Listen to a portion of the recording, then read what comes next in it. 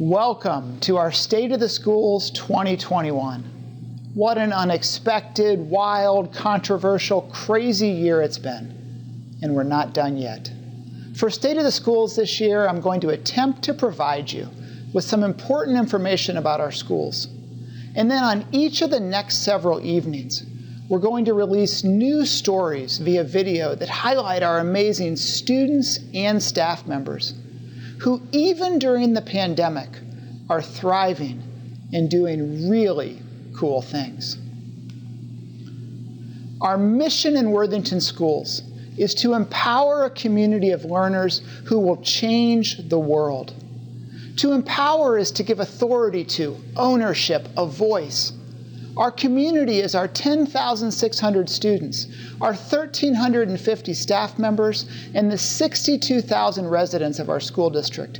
And our students will change the world. They'll do so in big and small ways.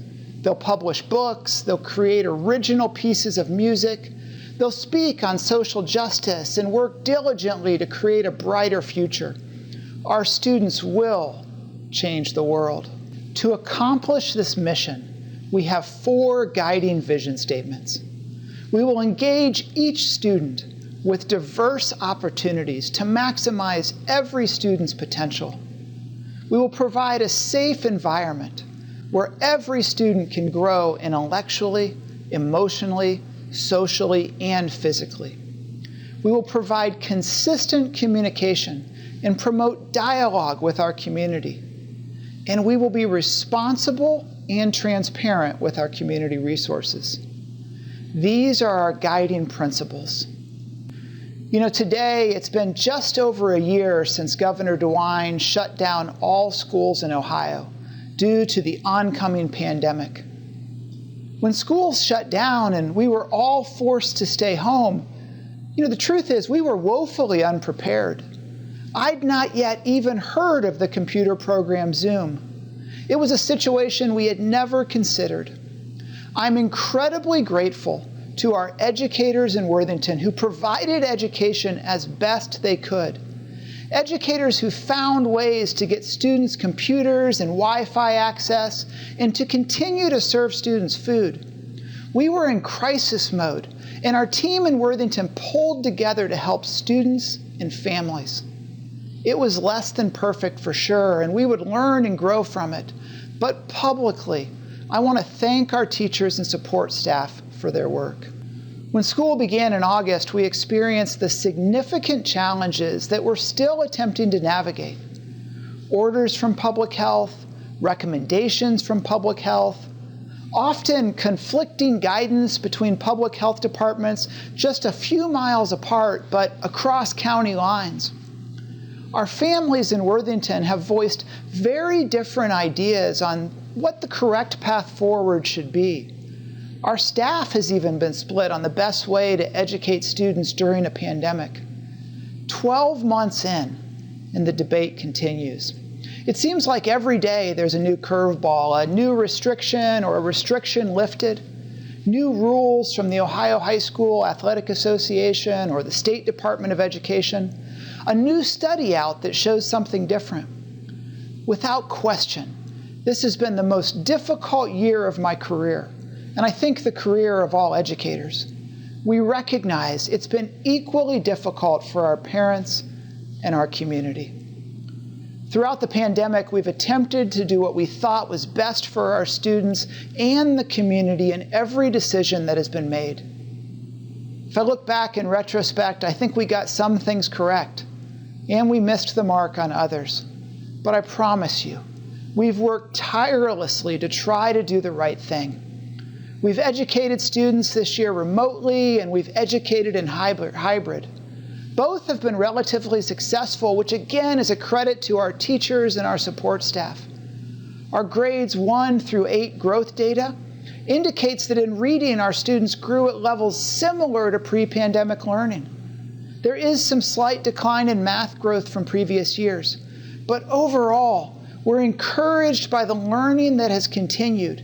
And on a macro level, we don't see the significant academic gaps you may read about in national news reports. Next week, we'll bring all students back to school every day. And with this more traditional learning mode, we are excited to be able to provide the social interaction, the structure, and the routine that students desperately need. It's our belief that even during the pandemic, with restrictions in place, the state of our schools is strong. As we look to the future, there are some really exciting changes in store for our community. Phase 1 of our master facility plan was passed by our community in November of 2018. As you drive around our community, you can't miss the construction of our new middle school learning spaces. Worthingway, McCord, Kilbourne Middle, and Phoenix are all progressing nicely and should be complete by the end of June. Additionally, we'll reopen Perry Middle School in the fall. Our new spaces will provide natural light, large eating and student gathering spaces, enhanced secure entrances, and will provide additional capacity at each of our elementary schools because we'll be educating 3 grade levels at our middle schools instead of our current 2 grade levels. In August, our elementary schools will be kindergarten through 5th grade, and our middle schools will serve students in grades 6 through 8. All current 5th and 6th graders will transition to new middle school programs for the fall. They'll be the first students in amazing new spaces. They'll have access to a new 6th grade global cultures course and a new middle school schedule designed to meet the unique needs of the middle level learner. Because we're reopening Perry Middle School, our feeder patterns will shift. Students at Perry and McCord will feed to Worthington Kilbourne High School.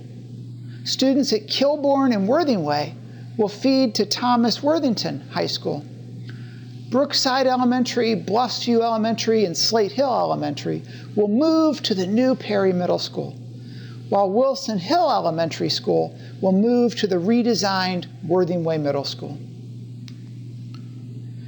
As part of our plan, we committed to balancing high school enrollment. Currently, Thomas Worthington High School serves almost 1,800 students, while Worthington Kilbourne High School serves almost 1,300 students. Current 8th graders at Worthingway Middle who live in the Slate Hill Elementary attendance area will begin as 9th graders at Worthington Kilbourne High School this fall. And over the next 4 years, we will have balanced our high schools by enrollment, socioeconomic status, and student diversity. Phase 1 of our master facilities plan is on track, and we're excited to invite you out this fall to see your investment in action. It's been a difficult school year for sure, but we believe the future in Worthington schools is going to be positive, and we're committed to partnering with you to make that a reality. Over the past few months, prior to Governor DeWine's April 1st deadline announcement, we partnered with peer districts, Westerville, Grandview, Dublin, Upper Arlington, and Hilliard, to begin talking about academic recovery and what we believe that needs to look like. In working through those conversations, we determined there were opportunities for collaboration among districts. Some of our shared priorities were that our recovery work had to focus not only on academics, but also on mental health. That data had to drive our decision-making. That while we could create the strategic approach, each of our school districts would have to be responsible for local implementation. And that it was critical that we would work in collaboration with our boards of education, our teachers, and our community partners. We landed on a strategy that we labeled as Bridge, and it focuses on 4 points of progress: social emotional well-being, academic achievement, culture and climate, and equity and accessibility.